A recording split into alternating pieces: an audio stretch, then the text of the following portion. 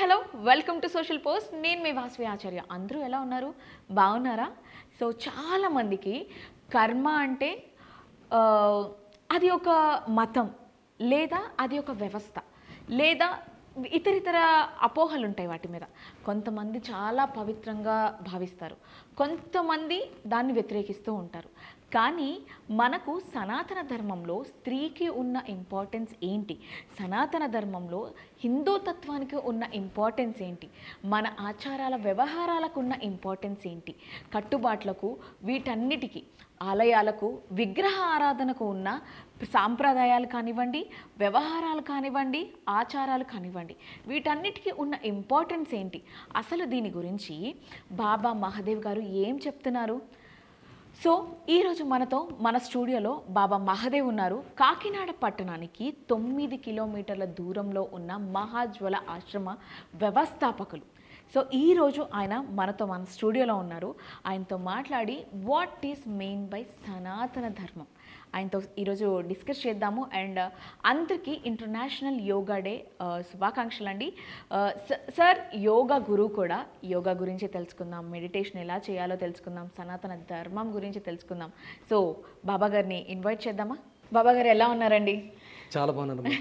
Welcome to social post. మీరు రావడం మాకు చాలా హ్యాపీగా ఉంది. చాలా చాలా సంతోషం. సో నాకు సనాతన ధర్మం మీద కొన్ని ప్రశ్నలు ఎప్పుడు నేను అడగాలి అని అనుకుంటాను. So you are the right person right now అన్నట్లు నాకు అనిపించింది.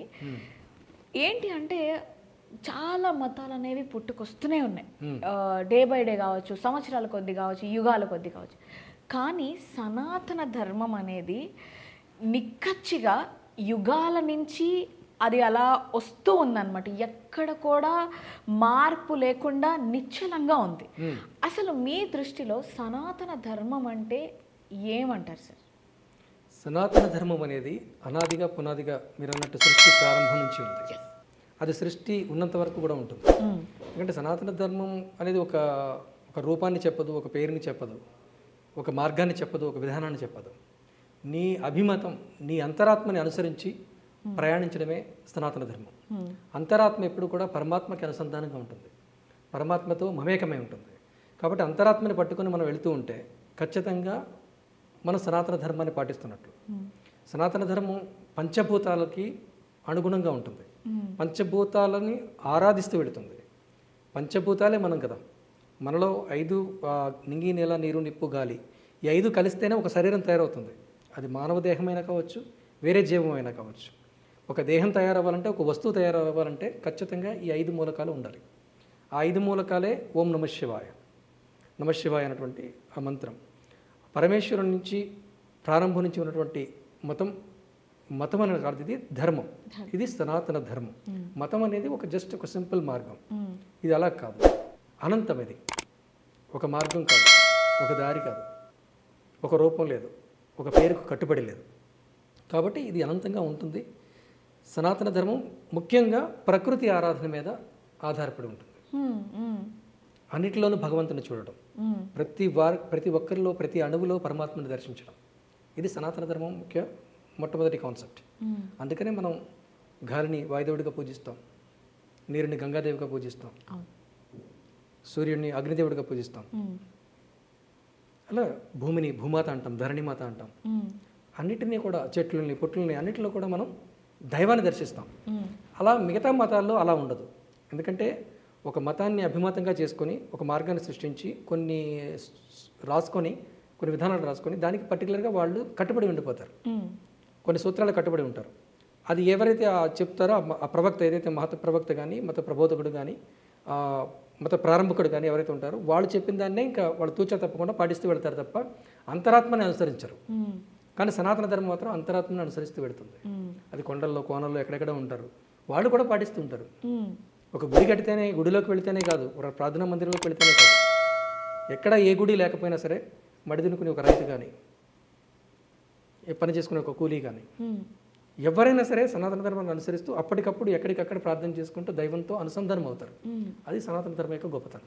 ఇప్పుడు చూసుకుంటే బాబా, రెండు వర్గాల్లాగా మాట్లాడుకుంటున్నారు. ఏంటి అంటే సనాతన ధర్మం అంటే అది ఒక జీవన విధానం అని కొంతమంది అంటారు. ఇంకొకళ్ళు ఏంటి అని అంటే సనాతన ధర్మం అంటే అది కేవలం ఒక మతం మాత్రమే అని కొంతమంది మాట్లాడుతున్నారు. కాబట్టి అసలు ఈ రెండిటికి డిఫరెన్స్ ఏంటంటారు? మతాన్ని అనుసరించే వాళ్ళు ఎప్పుడు అలాగే మాట్లాడతారు. ఇది మతం కాదు కదా. ధర్మంలో ఉన్న వాళ్ళు సనాతన ధర్మాన్ని పాటిస్తూ ఉంటారు. వాళ్ళ మతం గురించి మాట్లాడుతూనే ఉండరు, మాట్లాడాల్సిన అవసరం కూడా రాదు.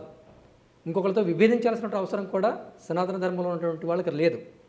అన్నిటినీ కూడా సమానంగా చూస్తారు. ఎందుకంటే అంతటా దైవం ఉంది, అంతటా దైవశక్తి ఉంది అనేటువంటి భావనతో ఉంటారు కాబట్టి, చిన్నప్పటి నుంచి కూడా అదే భావనలో పెరుగుతారు కాబట్టి, ఇంకొకటి ఇది మనకంటే ఇది వేరుగా ఉంది అనేటువంటి ఆలోచన కూడా రాదు. అంటే కొంతమంది వ్యక్తులు ధర్మాన్ని, సనాతన ధర్మం పాడైపోతుందనే ఉద్దేశంతో, హిందూ మతంగా దీన్ని నిలబెట్టాలనే ఆలోచనతో, పోరాట పటిమతో వేరే దాన్ని ద్వేషించవచ్చు, వేధించవచ్చు, పోరాటానికి దిగొచ్చు. కానీ సాధారణంగా సహజమైనటువంటి జనమందరూ కూడా సనాతన ధర్మం పాటిస్తున్నటువంటి వాళ్ళందరూ కూడా అది వేరే అనేటువంటి భావనలో కూడా వెళ్ళదు. ఇప్పుడు ఒక హైందవాన్ని పాటిస్తూ కూడా ఒక రాముని కృష్ణుని వీళ్ళందరూ చేస్తున్న వాళ్ళు, ప్రార్థన చేస్తున్న వాళ్ళు, నమ్ముతున్న వాళ్ళు, మన పండుగలు చేసుకుంటున్నటువంటి వాళ్ళు కూడా వేరే పండుగలు వచ్చినప్పుడు, వేరే ప్రార్థనలు జరుగుతున్నప్పుడు కూడా ఆటోమేటిక్గా వాళ్ళతో కూడా కనెక్ట్ అయిపోతారు. వాళ్ళు భోజనాలు పెడితే మనం వెళ్తాం, వాళ్ళు ప్రసాదాలు పెడితే మనం తింటాం, మనం పెడితే వాళ్ళు తినరు. అంటే ఇక్కడ ఒకటికి అంతటా ఉన్నది దైవం ఒకటే అనేటువంటి భావిస్తున్నది ఎవరు? సనాతన ధర్మంలో ఉన్నవాళ్ళు. అవును కాదు, ఇదొకటే, ఈ పుస్తకంలో ఏదైతే రాసి పెట్టిందో, ఈ పుస్తకం ఏదైతే చెబుతుందో, మా ప్రవక్త ఏదైతే చెప్పాడో, మా ఇమాం ఏదైతే చెప్పాడో ఇదే వాస్తవం అనుకున్న వాళ్ళు దానిలోనే ఉంటారు. ఇంకా మిగతా నంబర్ వాళ్ళు, మిగతా వాళ్ళు పాటించే దానిని వాళ్ళు స్వీకరించరు, అసలు ఆ విధానాన్ని యాక్సెప్ట్ చేయరు. సనాతన ధర్మం మాత్రం అంతటా ఉన్నటువంటి భగవంతుడే కాబట్టి వాడికి ఏం చేస్తున్నా, పూజ చేస్తున్నా, ఏం చేస్తున్నా, ప్రేయర్ చేస్తున్నా, ప్రార్థన చేస్తున్నా, ఏ రూపాన్ని పూజిస్తున్నా సరే అది కూడా అందులో కూడా భగవంతుడు ఉన్నాడు అనేటువంటి నమ్మకం సనాతన ధర్మవాదుల్లో ఉంటుంది. కానీ ఈ సనాతన ధర్మంలో అసలు స్త్రీ పాత్ర ఏంటంటారు? ప్రకృతి శక్తి, ప్రకృతి పరమేశ్వరుడు అంటే రెండు శక్తుల కలయిక. స్త్రీ పురుషుల కలయిక సమాగమమే సమస్త శక్తికి మూలం.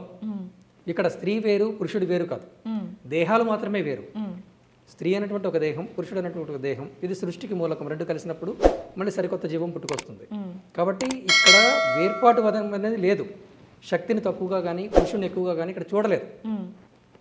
ప్రకృతి పురుషుడు అనేటువంటి ఈ రెండు శక్తుల కలయిక వలనే సమస్త సృష్టి నిర్మించబడుతుంది, కొనసాగుతుంది.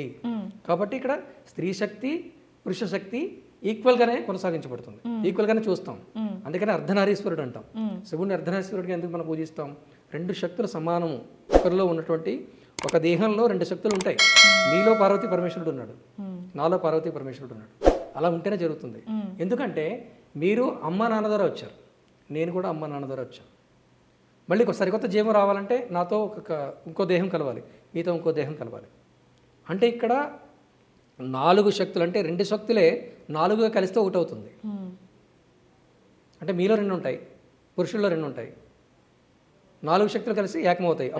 అప్పుడు పంచతత్వం అవుతుంది. కాబట్టి ఇక్కడ స్త్రీకి ఎప్పుడూ కూడా మొదటి నుంచి కూడా పెద్దపీట వేశారు.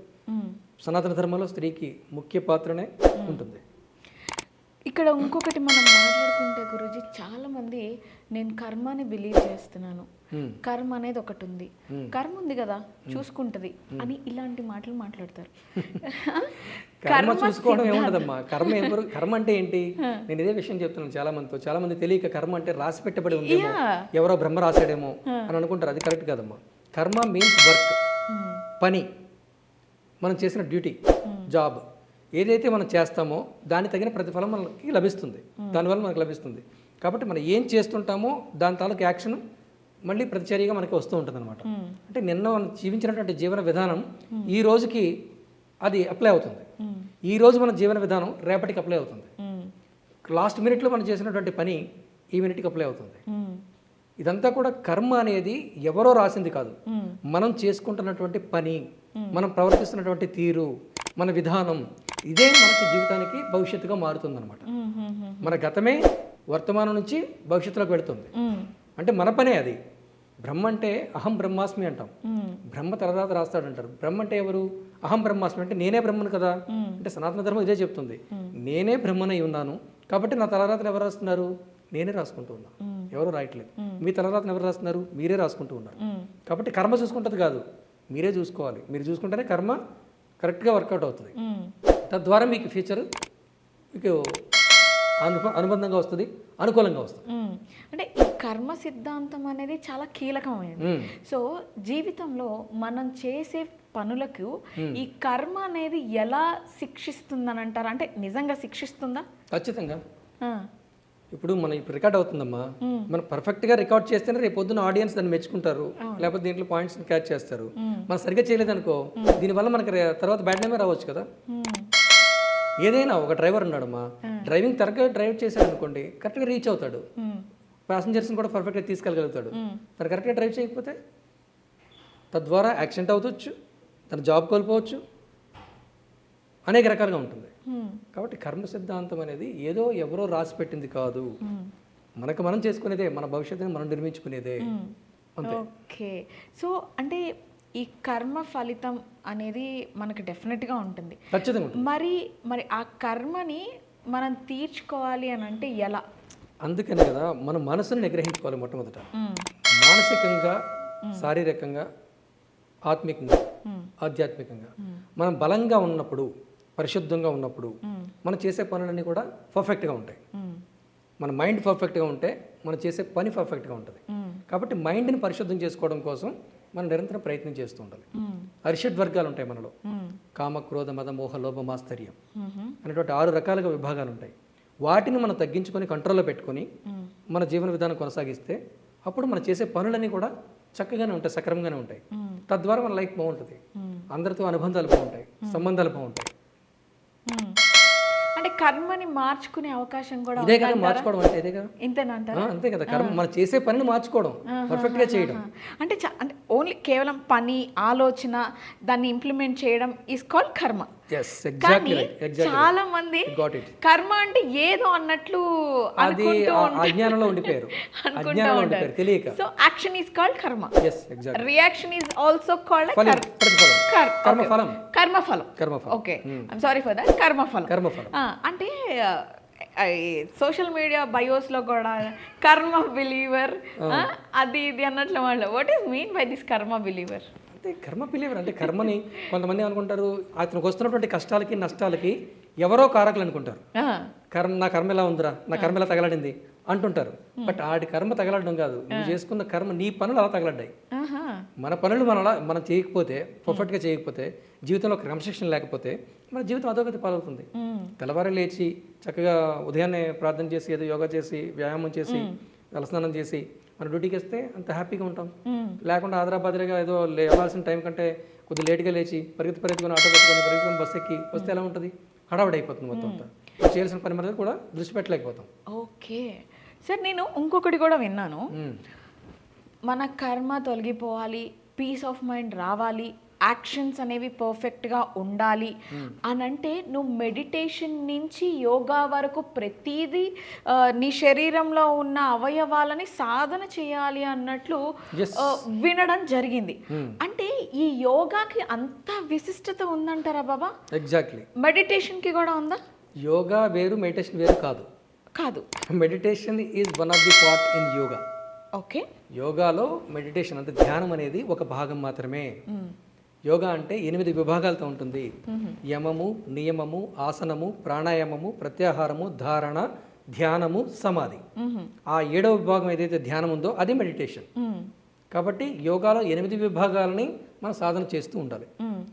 ఒక ధ్యానం చేస్తే సరిపోదు, మిగతా కింద ఉన్నటువంటి 6 విభాగాల్లో పరిపూర్ణంగా మనం ప్రాక్టీస్ చేసినప్పుడే ధ్యానంలో మనం పర్ఫెక్ట్గా ఉండగలుగుతాం. అంతే తప్ప డైరెక్ట్గా కూర్చొని మనం ధ్యానం చేస్తున్నామంటే అది ఏం కాదనమాట. అది ఉత్తుత్తినే మనల్ని భ్రమలో పెట్టుకుంటున్నాం అంతే, ధ్యానం చేస్తున్నామని. అంటే ధ్యానం అది యమము అంటే సోషల్ డిసిప్లిన్, సామాజిక క్రమశిక్షణ ఉండాలి. సమాజంలో ఎలా మసులుకోవాలి, ఎలాంటి సంబంధాలు కలిగి ఉండాలి, ఎలాంటి రెస్పాన్సిబిలిటీస్ ఉండాలి, ఎలాంటి విధులు నిర్వహించాలి, ఎలాంటి బాధ్యతలు ఉండాలి, ఇవన్నీ పర్ఫెక్ట్గా తెలుసుకొని దాన్ని పాటించాలి మనం. అది యమము. నియమము అంటే ఇండివిజువల్ డిసిప్లిన్, వ్యక్తిగత క్రమశిక్షణ. మనం ఎలా పరిశుభ్రంగా ఉండాలి, ఎలా మాట్లాడాలి, మన శరీరాన్ని ఎలా చూసుకోవాలి, మన ఆరోగ్యాన్ని ఎలా కాపాడుకోవాలి, మనం ఎంతవరకు తినాలి, ఎంతవరకు తినకూడదు, ఎవరితో ఎలా ప్రవర్తించాలి, ఇవన్నీ కూడా నియమము, ఇండివిజువల్ డిసిప్లిన్. తర్వాత ప్రాణాయామం, మన ఆసనం ఉంటుంది. ఆసనం అంటే మనం కూర్చునే విధానం, శరీరాన్ని రకరకాల భంగిమలలో ఉంచి ఈ మన బాడీలో ఉన్నటువంటి 7 చక్రాస్కి కూడా శక్తిని నింపడం, అది ఆసనం విభాగంలో ఉంటుంది. ప్రాణాయామము అంటే మనం తీసుకున్నటువంటి వాయువు, గాలిని ఏదైతే తీసుకుంటామో అదే ప్రాణం అనమాట. గాలే ప్రాణం. మీలో ఉన్న నాలో ఉన్న గాలే ప్రాణం. గాలి మీలో నాలో ఉన్నంతసేపే మనం జీవంతో ఉంటాం. గాలి లేకపోతే శవం. గాలి ఉన్నంతసేపు శివం. కాబట్టి ఆ గాలిని మనం ఎలా తీసుకోవాలి, ఎలా నిలిపి ఉంచాలి, ఎలా విడిచిపెట్టాలి, ఆ స్థితులు తెలుసుకుని ఆ సాధన చేయడమే ప్రాణాయామం అనమాట. గురుజీ బాబా ఇప్పుడు మీరు చెప్పారు 7 చక్రాస్ అని చెప్పేసి. 7 చక్రాస్ గురించి కూడా వినడం జరిగింది. కనిపించేవి ఈ 7 చక్రాస్, వినిపించేవి ఈ 7 చక్రాస్ అయితే టోటల్ 1 or 2 చక్రాస్ మన బాడీలో చక్రాస్ కదా. అంటే శక్తి కేంద్రాలు, ప్రధానమైనటువంటి శక్తి కేంద్రాలు 7 కేంద్రాలు ఉంటాయి. ఓకే. దానికి అనుబంధంగా 108 కేంద్రాలు ఉంటాయి. 108. ఓకే. అవి కూడా యాక్షన్ లో భాగమే. మళ్ళీ 108లో 112 మళ్ళీ ఇంకొకటి ఉంటాయి. 112తో మళ్ళీ 72,000 నాడులకు అనుసంధానమై ఉంటాయి ఇవన్నీ కూడా. ఓకే. అంటే 72,000 నాడులతో కూడుకున్నదే ఒక శరీరం, ఒక దేహం. అంటే ఇప్పుడు యోగా, మెడిటేషన్ ఇవన్నీ చేస్తే ఆ చక్రాస్ అన్నీ యాక్టివేట్ అయ్యి ఎవరైతే కర్మ అని అనుకుంటున్నారో దానికి యాక్షన్ అండ్ రియాక్షన్ స్టార్ట్ అవుతుంది. పర్ఫెక్ట్ గా ఉంటుంది. ఓకే. పర్ఫెక్ట్ గా ఉంటుంది. ఓకే. సో యోగా సందర్భంగా మనం రాబోతుంది ఇంటర్నేషనల్ యోగా డే. సో ఒక యోగా గురువుగా యోగా గురించి అడిగితే పర్ఫెక్ట్ లైన్స్ లో చెప్పమంటే మీరేం చెప్తారు? చెప్తున్నానుగా, ఒక మనిషిని మనిషిగా జీవింపజేయగలిగేది యోగా. పరిపూర్ణమైనటువంటి ఆరోగ్యాన్ని ఇవ్వగలిగేది యోగా. శారీరక, మానసిక, ఆధ్యాత్మిక ఉన్నతిని కలగజేసేది యోగా. ఇది ఒక ఔషధం కాదు, ఒక మందు కాదు, ఇది ఒక జీవన విధానం.